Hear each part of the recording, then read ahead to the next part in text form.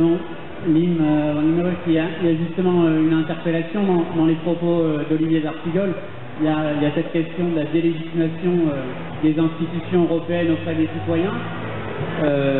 François Hollande, il y a 1 an et demi, articulait bien cette question nationale et cette question européenne.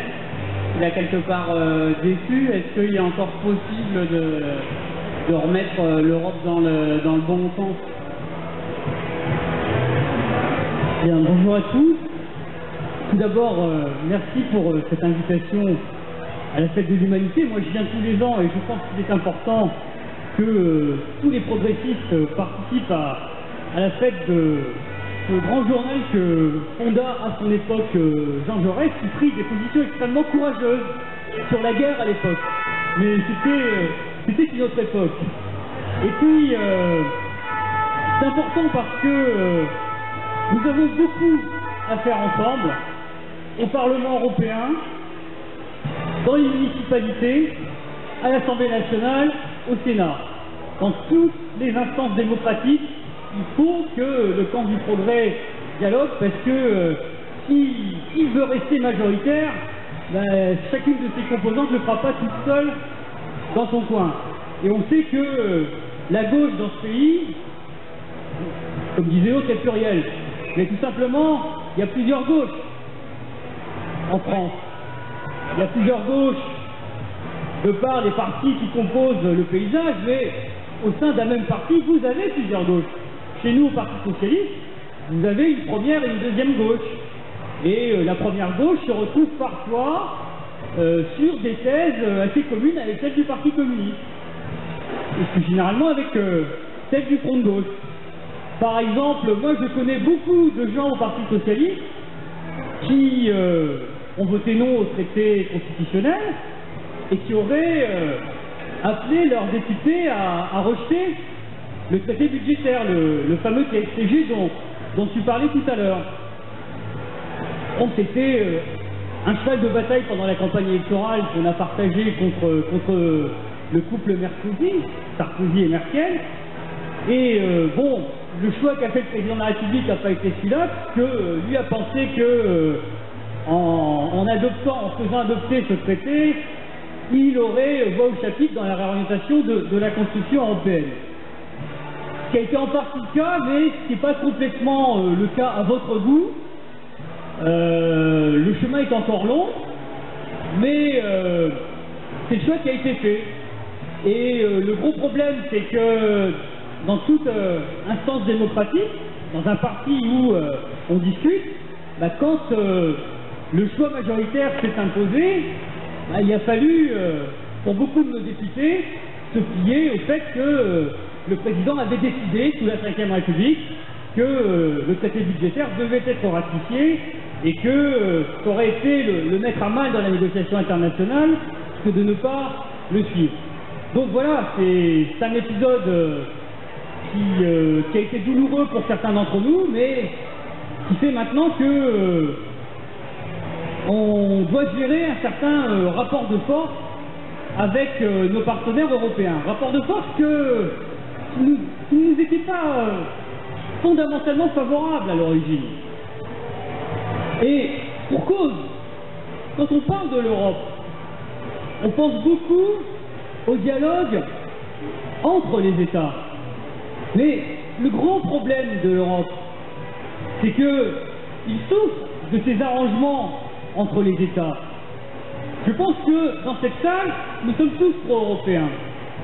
Et l'enjeu des prochaines élections, c'est de montrer très précisément que l'alternative à l'Europe libérale, c'est pas le retour aux monnaies nationales et c'est pas le retour à un certain souverainisme que défendent des gens à droite de Dupont-Aignan à Marine Le Pen, qui réunit à l'heure actuelle son université de rentrée.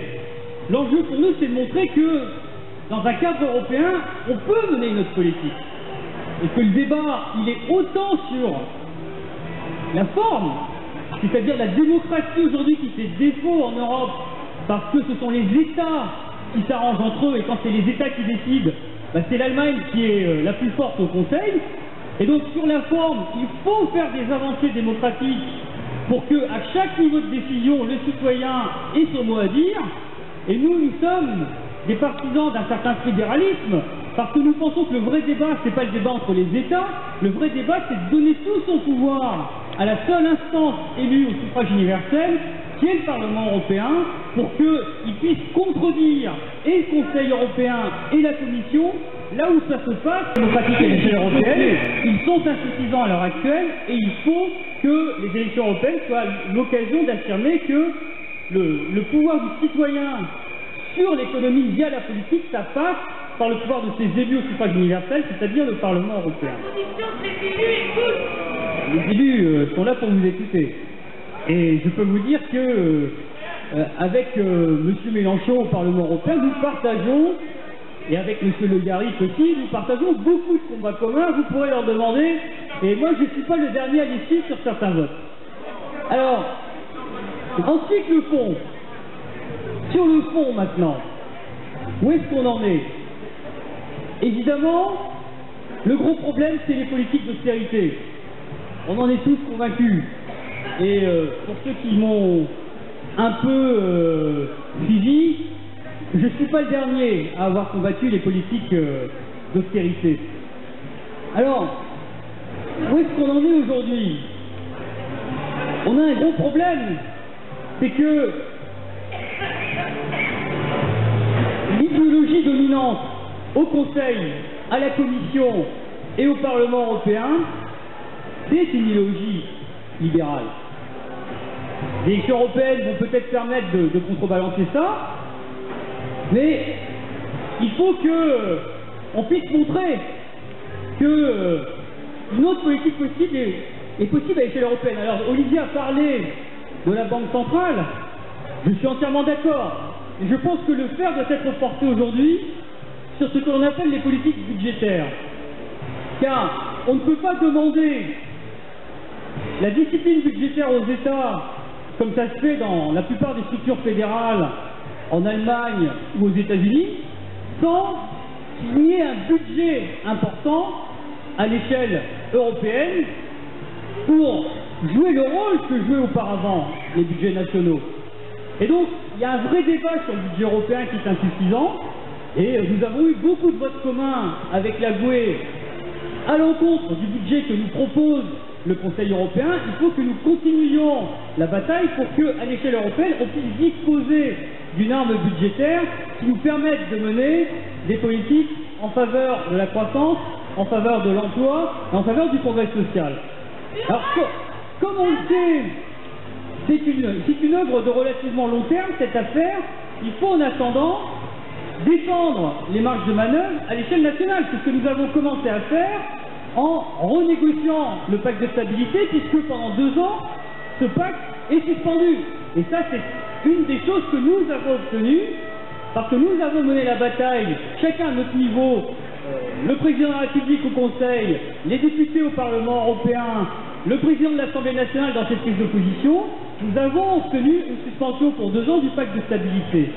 Et donc, c'est là qu'est tout le débat ensuite. Et vous allez avoir un débat nationalement sur la loi de finances. Nos élus vont avoir ce débat. Est-ce que, aujourd'hui, la politique budgétaire qui est menée est la bonne politique budgétaire? Non! Non! Non! Voilà, c'est là que nous avons chacun notre pierre à apporter à l'édifice. Et moi, je peux vous le dire, je pense que nous avons intérêt à œuvrer ensemble. Je suis ceux qui pensent que nous avons intérêt à avoir un front de gauche assez fort, parce que les thèses qu'ils défendent sont parfois relayées au Parti Socialiste, et au Parti Socialiste, ces thèses-là seront prédominantes si à l'extérieur, eh bien, elles s'expriment fortement. Et elles sont majoritaires. Il faut qu'elles soient majoritaires dans la société. Donc moi, plutôt que de nous regarder en chien de faïence, mon attitude c'est de dire, voilà, il faut qu'on œuvre ensemble chaque fois qu'on le peut. Par exemple, sur le pacte de compétitivité, nous sommes beaucoup à penser que 20 milliards pour redresser le taux de marge des entreprises sans contrepartie, c'est un peu beaucoup. Nous pensons que la hausse de la TVA qui est prévue pour financer ce pacte de compétitivité, ça risque de plomber le pouvoir d'achat à un moment où on n'en a pas besoin pour relancer la consommation. Bon, nous pensons que sur les retraites, il faut tout faire pour que la réforme ne plombe pas le pouvoir d'achat des retraités. Et là-dessus, nous avons commencé à œuvrer implicitement comme un vous à l'extérieur. Et ce que vous ne savez pas, c'est que beaucoup d'entre nous au Parti Socialiste ont œuvré pour que le texte du PS exclue de la réforme la désindexation des pensions et exclue de la réforme un certain nombre de mesures qui auraient plombé le pouvoir d'achat. Et donc, dans les propositions qui ont été faites, les mesures en faveur des femmes, en faveur de la pénibilité et pour repousser à plus tard le débat sur l'allongement de la durée de cotisation sont autant de choses que nous avons pu porter parce qu'il y a un dialogue qui a commencé à s'effectuer entre ceux qui sont au PS, entre ceux qui sont en dehors et avec le mouvement social. Moi je souhaite que ce dialogue puisse continuer. Alors je sais qu'il y a des sceptiques parce que c'est évident que dans un parterre de militants convaincus, il y a toujours des gens très enthousiastes. Mais ce que je souhaite, c'est que nous continuions à dialoguer de façon constructive de cette sorte. Je vous remercie. Merci, Limon.